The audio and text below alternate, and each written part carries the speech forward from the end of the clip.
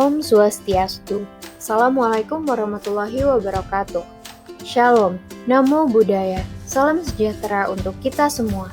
Kami dari tim KKN PPM Berlian UGM 2021 pada video kali ini akan menjelaskan mengenai manfaat tanaman hidroponik untuk pelestarian lingkungan. Apa sih yang dimaksud dengan hidroponik itu sendiri? Hidroponik merupakan salah satu lahan budidaya pertanian yang tanpa menggunakan media tanah loh, yang mana menggunakan air sebagai gantinya. Hidroponik sendiri secara harfiah berarti hydro yang berarti air dan ponik yang berarti pengerjaan. Maka secara umum hidroponik itu berarti sistem budidaya pertanian yang tanpa menggunakan tanah melainkan menggunakan air yang berisi larutan nutrien.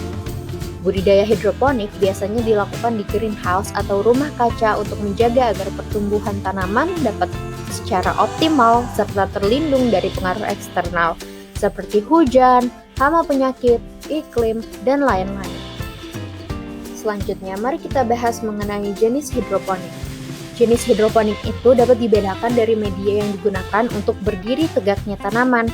Media tersebut biasanya bebas dari unsur hara atau steril. Sementara itu, pasokan unsur hara yang dibutuhkan tanaman dialirkan ke dalam media tersebut melalui pipa atau disiramkan secara manual. Media tanam tersebut dapat berupa kerikil, pasir, gabus, arang, zeolit, atau tanpa media agregat, atau hanya air. Nah, berikut merupakan jenis-jenis hidroponik. Mari kita bahas satu-satu. Yang pertama ada sistem Wake.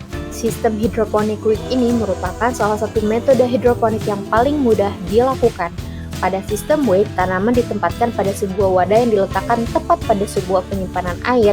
Wadah penyimpanan air tersebut sebelumnya sudah diberikan larutan nutrisi seperti pupuk dan penyubur tanaman. Sistem ini bisa dibuat dengan mudah karena hanya dengan menggunakan tali atau kain wol dan wadah yang terbuat dari plastik. Selanjutnya ada sistem deep water culture. Metode ini cukup sederhana karena tanaman yang akan ditanam cukup dimasukkan ke dalam air aerasi. Selanjutnya ada sistem aeroponik. Sistem ini menggunakan air yang sudah dikabutkan dan dialirkan pada akar-akar dari tanaman yang sudah disusun dengan cara sedemikian rupa. Selanjutnya ada sistem drip. Metode ini menggunakan sistem aerasi untuk mengalirkan air yang sebelumnya sudah diberikan nutrisi seperti pupuk dan penyubur tanaman dan akan diteteskan pada akar dan batang tanaman secara berkala. Selanjutnya ada metode EBB dan flow. Metode penanaman hidroponik selanjutnya ini terdapat sebuah timer yang akan mengatur waktu untuk mengaliri air yang sudah diberikan pupuk pada tanaman dalam waktu yang sudah ditentukan. Selanjutnya ada metode nutrient film.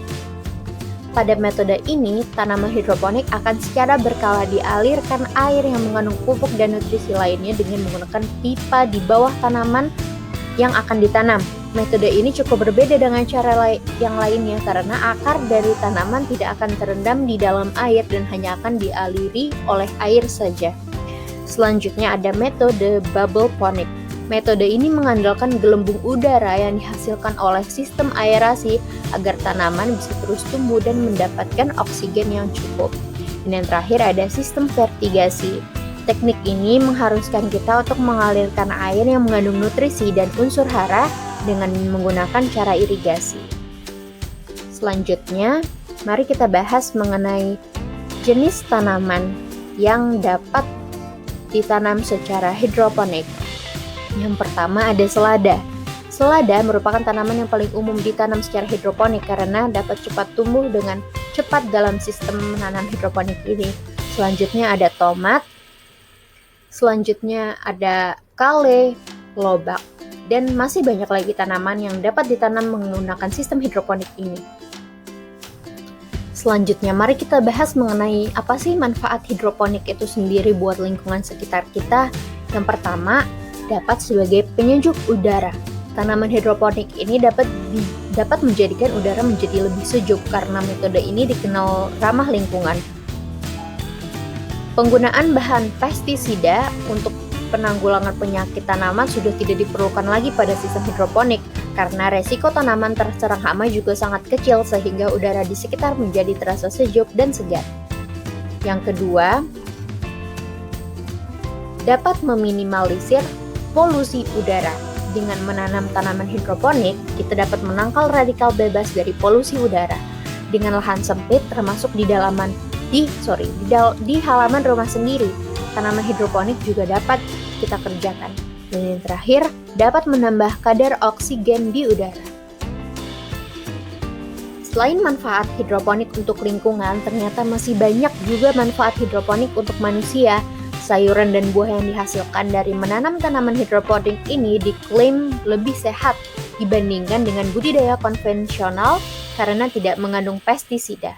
Contoh tanaman yang bisa dijadikan sebagai tanaman hidroponik yang lainnya seperti kangkung, sawi, semangka, dan masih banyak beberapa lainnya yang masing-masing mempunyai banyak manfaat untuk tubuh kita.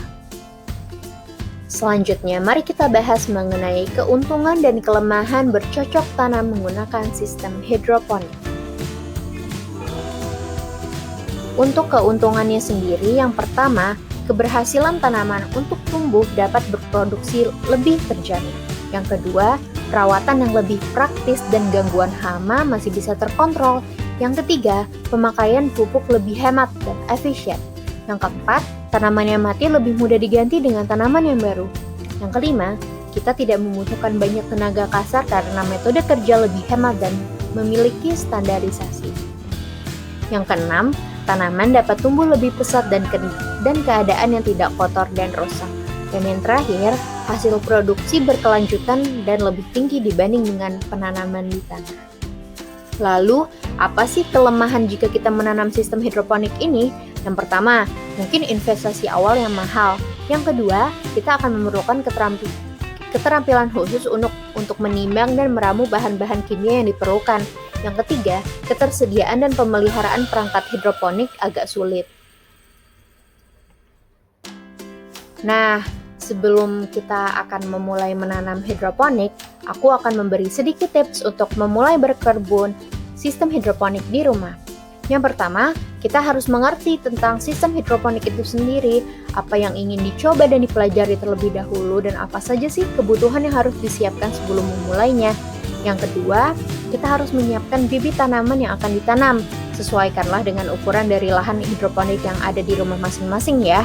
Yang ketiga, pastikan agar sistem aerasi terus berjalan agar tanaman tidak mengalami kekurangan oksigen. Selain itu juga pastikan agar air yang ada tidak tercemar oleh larutan pupuk yang berlebihan dan harus diganti secara rutin. Dan yang terakhir, kita harus konsisten dan harus bersabar karena menanam tanaman bukanlah sebuah proses yang instan. Semoga ilmunya bermanfaat. Terima kasih. Wassalamualaikum warahmatullahi wabarakatuh.